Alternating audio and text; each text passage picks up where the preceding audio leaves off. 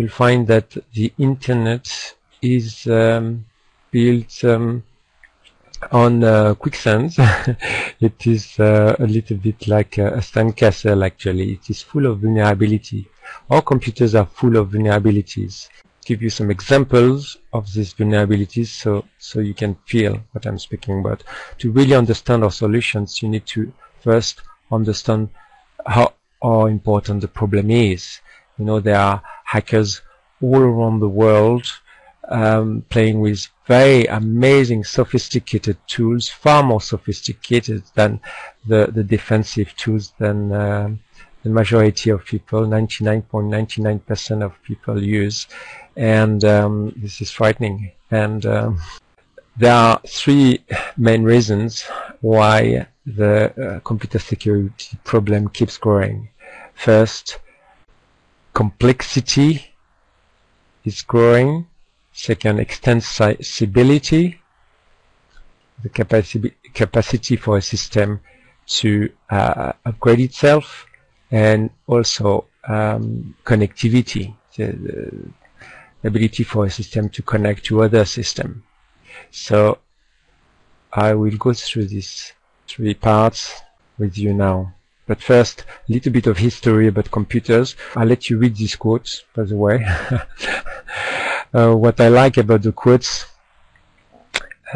from the history of computers is that our scientists have a track record of inability to be good at predicting things.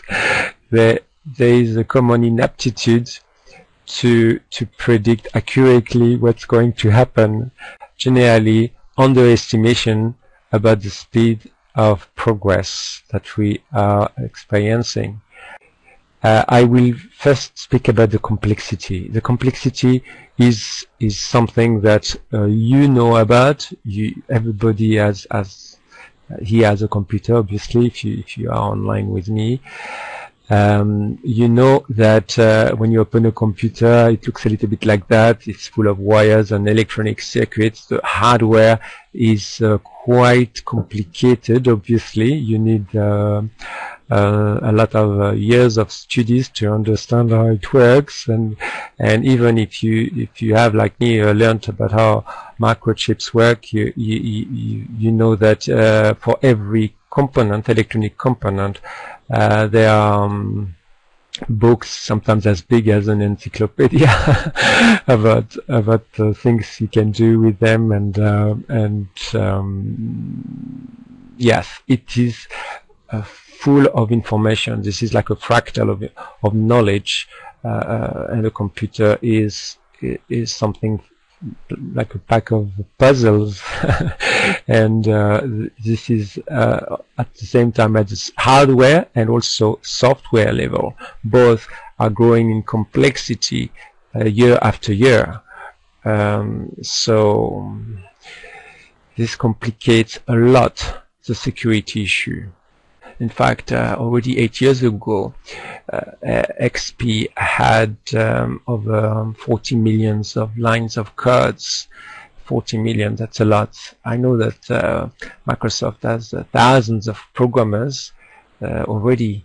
This can be a problem because they have all to work together. They have to synchronize their work together or trust each other.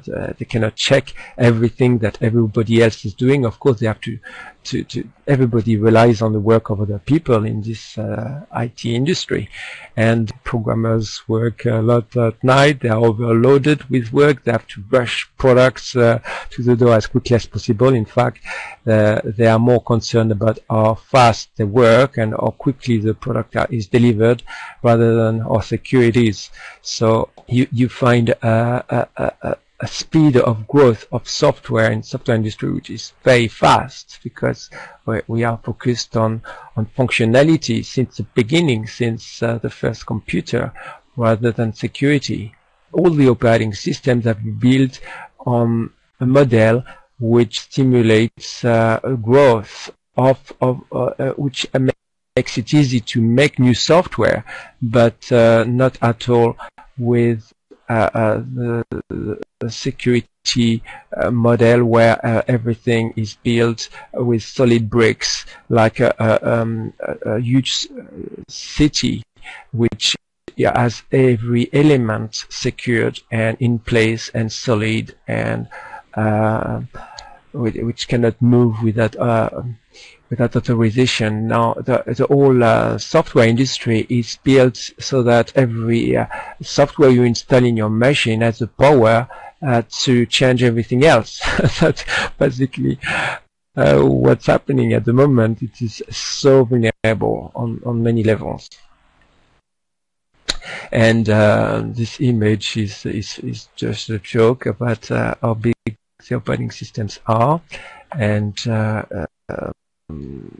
that's an image of the software complexity. That's one of the problems we are facing for solving the security issue, but that's not the only one. That's just the first one, the complexity. The second problem is extensibility, that the capacity for a computer to upgrade itself. Every operating system, almost every software in your machine has options to upgrade automatically on the internet. You don't know what this upgrade will do to your computer. I like this image of transformers because it's very much what's happening in your computer when you have a virus and when your computer is infected by a malware. Your computer changes totally. In fact, just like these transformers on the movie transform a car into a huge robot. Well, when a malware infects a computer, the whole programs changes totally, and in fact the computer can become a very aggressive beast and a monster attacking other computers. Maybe it will look normal for the user because it can pretend to work perfectly. In fact, a good malware is a malware which is undetectable, so it will seem fine. It will tend to slow down as less as possible what you are doing, but it will spy all your moves. It will do all sorts of attacks to you and to other people and to other computers worldwide. So upgrading a computer is a huge security risk. We are going to come back to this problem tonight. Connectivity is the third big aspects of computers which make them very hard to fix as well, because they connect to many systems in many different ways. In fact, I'll show you another slide because there are different ways that a computer connects to other peripherals like printers, scanners, USB drives, external drives. They connect wirelessly to the internet. I read yesterday that in fact there are more wireless connections to the internet than wired connections. So the wireless world is growing at a very fast speed, and it brings some security risks as well, because wireless communications can be intercepted, corrupted, and there is a full range of new risks coming up. But this connectivity makes it difficult to handle all the possible aspects of the risks, because when you research computer malware, you find out that they can hide in microchips of for example, scanners, printers, of course USB drives, external drives, but mobile phones as well. Viruses starts to invade every electronic equipment which has a memory.